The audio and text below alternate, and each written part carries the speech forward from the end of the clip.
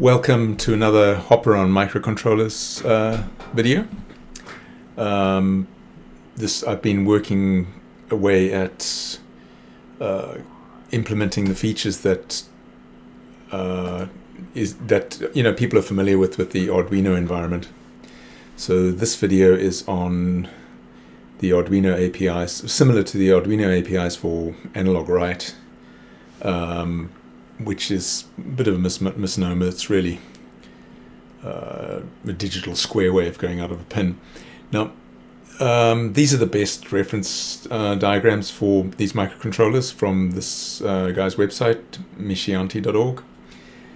And what this little wave on all of the pins means is that pin is capable of pulse width modulated signals, and you can see it also says PWM there on the left, right? This demo today is on the Raspberry Pi Pico, and on the Raspberry Pi Pico, every GPIO pin is also capable of PWM.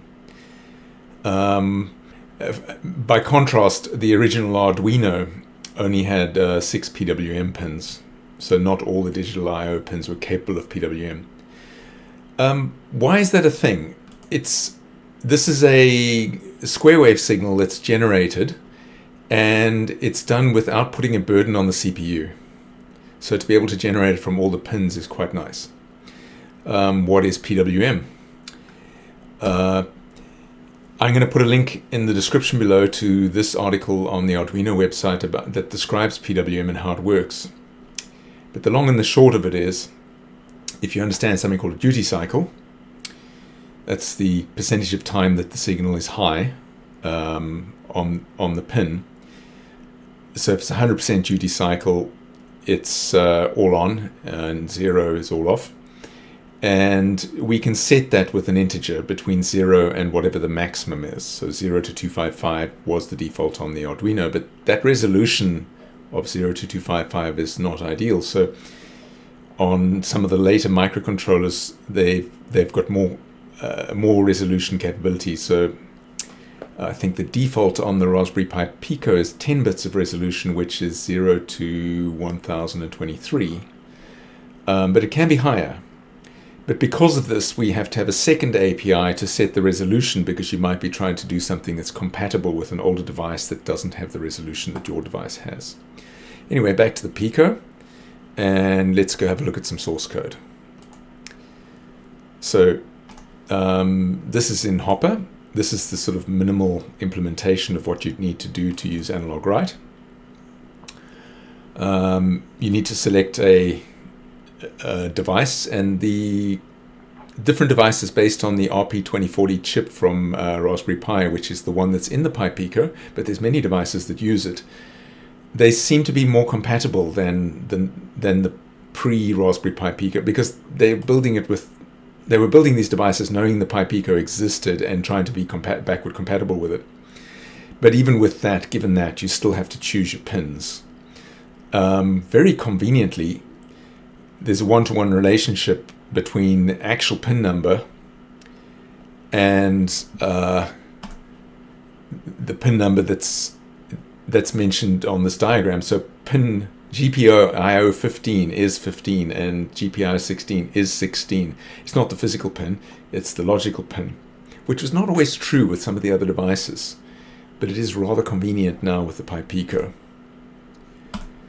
Right, so for some of the other devices, you had to do a little bit more mapping of pins, and that's why you need to choose the device, because, for example, if we go into GPIO here, these pins on the Wemos D1 Mini didn't match exactly, so you have to map them. And even today, to be able to call your analog pins, for example, A0 to A3, you can't assume that they're going to be mapped the same way on all devices, and the built-in LED certainly isn't mapped the same way. So that's why we have to define the device. So we define the device, and then we include a library called microcontroller, MCU. And then I think the default is 10 bits of resolution, but I set it anyway just to show that the API is there. And then I'm just stepping through incrementing and then decrementing the value that I'm writing to those two pins, and I'm writing the opposite value to pins A and B. So if we have a look what's going on here, it's stuck in an on position right now. There we go. And then I'll compile this. So if I just Control F5, so Control F5 is to launch without the debugger. Control F5. Let's see what happens.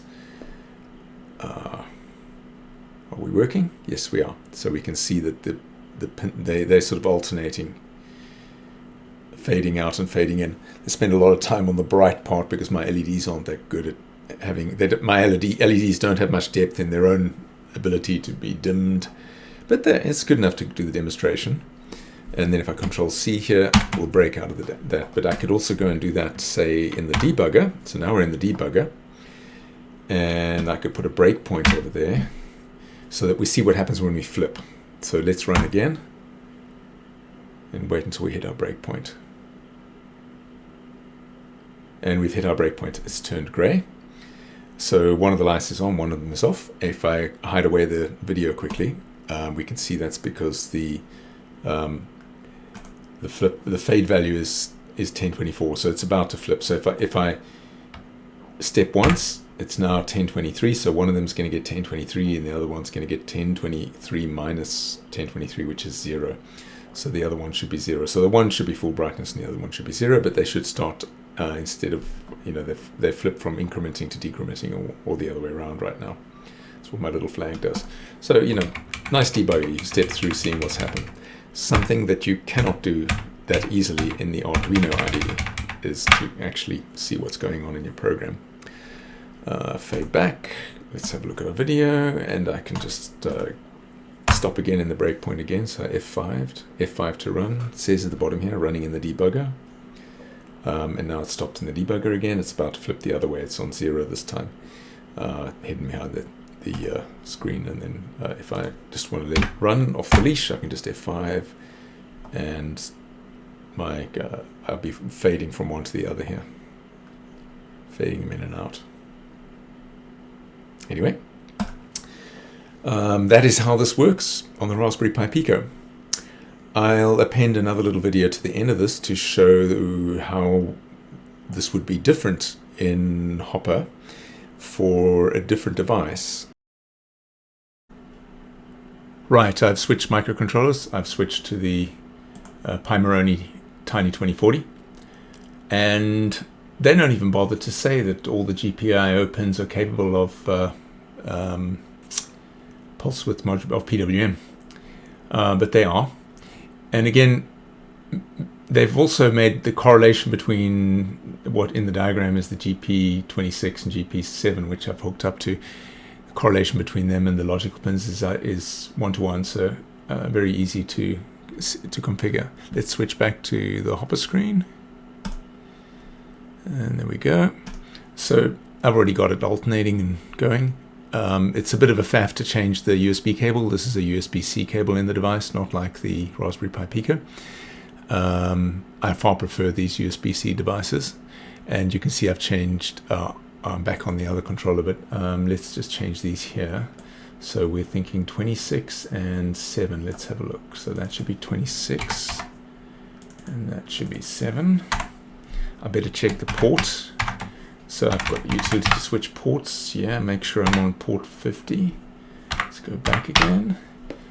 And that's the only change I need to make, is change which pins I'm using, because they have enough in common that everything else is the same. If I was using the built-in LED, I'd have to actually change this to tiny RP40, but I'm not using the built-in LED, so it's going to work.